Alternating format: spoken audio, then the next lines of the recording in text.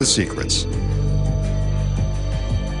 First, concealed in his right hand is a retractable cord that goes inside his jacket to a spring-loaded key ring on his belt.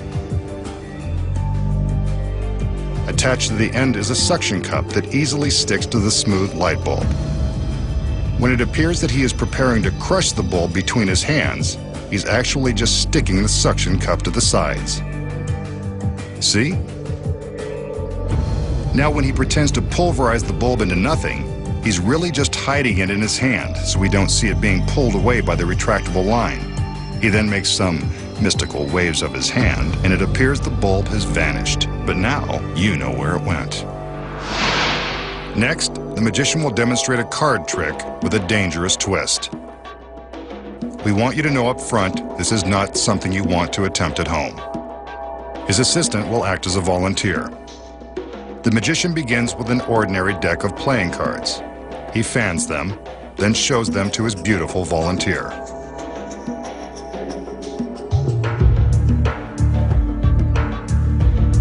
Next, he invites her to pick a card at random and write a name across the face.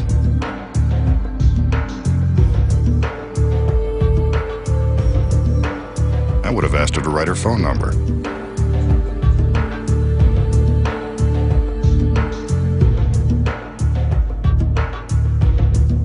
Wow, nice penmanship.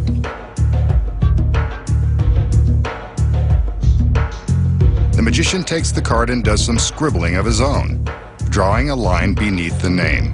He shows it to the girl,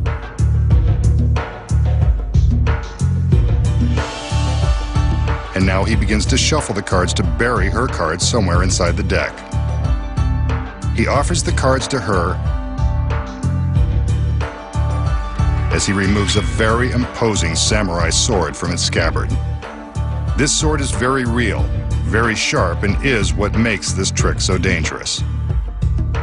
He takes the cards from the girl and positions them in his left hand.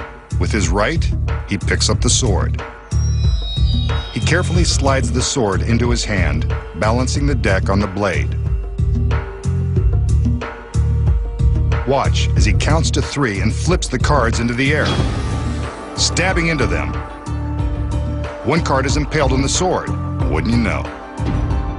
There's the girl's chosen 3 of spades, complete with her handwriting.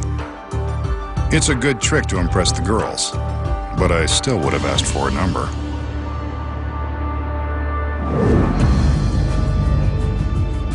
How did the magician find the chosen card with the razor-sharp blade of his samurai sword? Here are the secrets. He begins by showing his volunteer an ordinary deck of cards. She makes a genuinely random selection and writes a name across the face as instructed. They place it back on the deck. And the magician takes his pen and underlines the name. The first secret is that the pen contains a concealed razor blade. Cool. When he underlines the name, he's really slicing a slit in the card. There it is.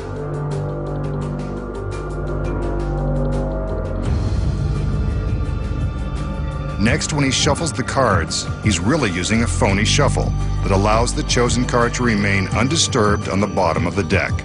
See? There's her card. In slow motion, we can see how he's only shuffling the top cards, leaving the bottom card untouched.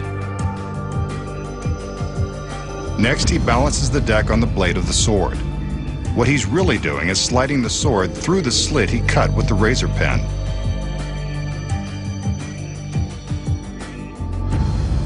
He throws the cards in the air, and amazingly, the chosen card appears to have been impaled. Even in slow motion, we can see that the flurry of cards creates enough of a diversion to hide the one card that's already been speared by the sword. If we switch to another angle and freeze the picture, we can see that the card is pierced by the sword the entire time. Stabbing a card by magic is easy. Once, you know. Next, the magician attempts a perilous escape. Will he make it out alive before he's sliced to ribbons by the rotating blades of death? For his last illusion tonight, the magician will take on one of the most death-defying escapes ever attempted. Remember, never try to duplicate any of the magician's tricks at home. This is a very perilous stunt that our world-class professional has been practicing for months. As we can see, giant steel blades provide the danger in this illusion. This triangular-shaped box will provide the magician's prison.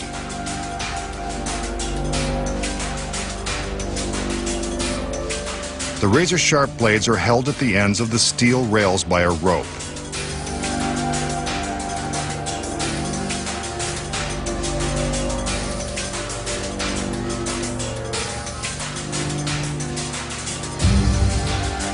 Inside the box is a beautiful assistant, but she'd be crazy to stay inside because that box is directly in the path of those terrifying blades.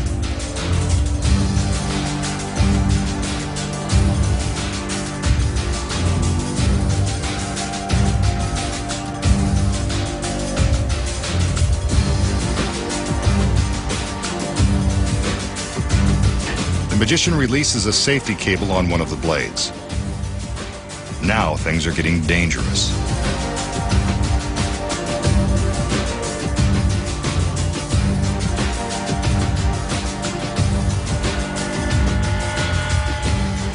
Next, he crosses over to release the cable on the other blade.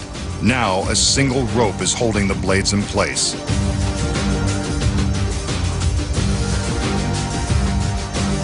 Again, do not attempt anything like this at home.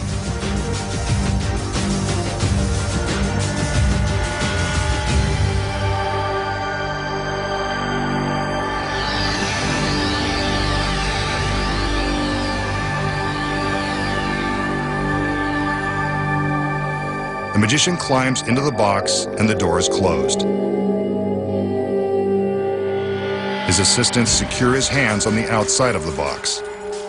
His wrists are locked with heavy chains and bulletproof locks. With his hands shackled on either side of the box, the magician has no way to reach the chains or pick the locks. His goal will be to escape before the blades travel down the rails and into the box, slicing him to ribbons.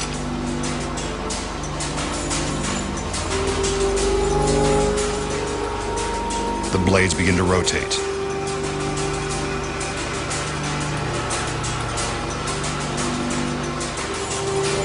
He struggles with the chains.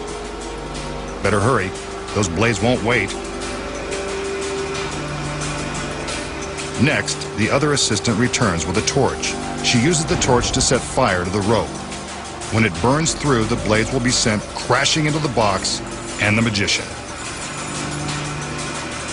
His hands are free, but he's not out. There they go. They slammed into the box, and he didn't get out in time. They're still spinning. All hope of escape is now lost. The executioner is back to open the box. This won't be pretty. He's gone. Where did he go? Right here, of course. The magician is turned into the executioner, safe and sound, with his beautiful girls by his side. How did he do it? Here are the secrets. At the start of the illusion, the magician reveals an assistant inside the triangular box. This is to show that there isn't much room inside the box. But there is room, and she wasn't alone. Hidden behind this false panel is the magician's body double.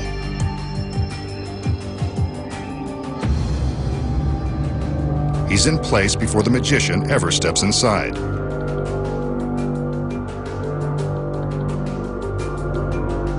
When we see the magician climb into the cabinet, he's really just slipping out through the back.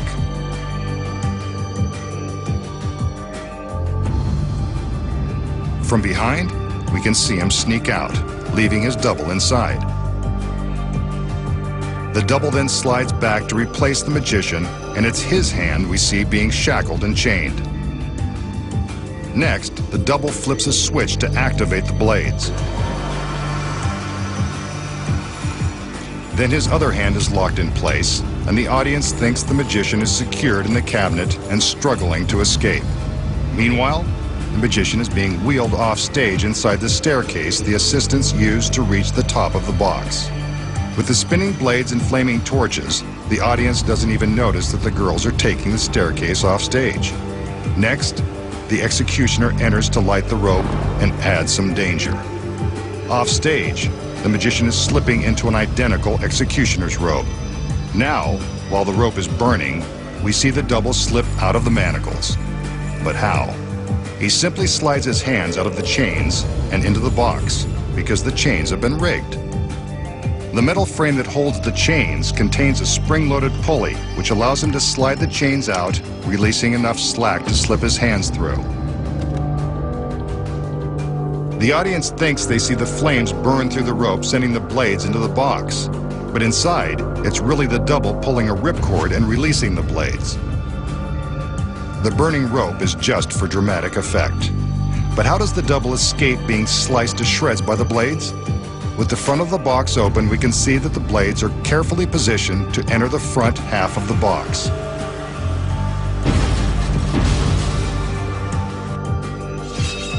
Plenty of room.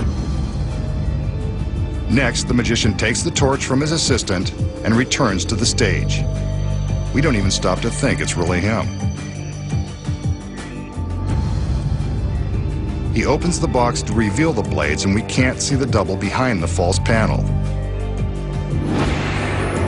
He removes the cloak and reveals himself as the executioner. He may have fooled you once, but he won't fool you with this one again, now that you know the secrets. Next time, the masked magician returns to reveal more of magic's biggest secrets.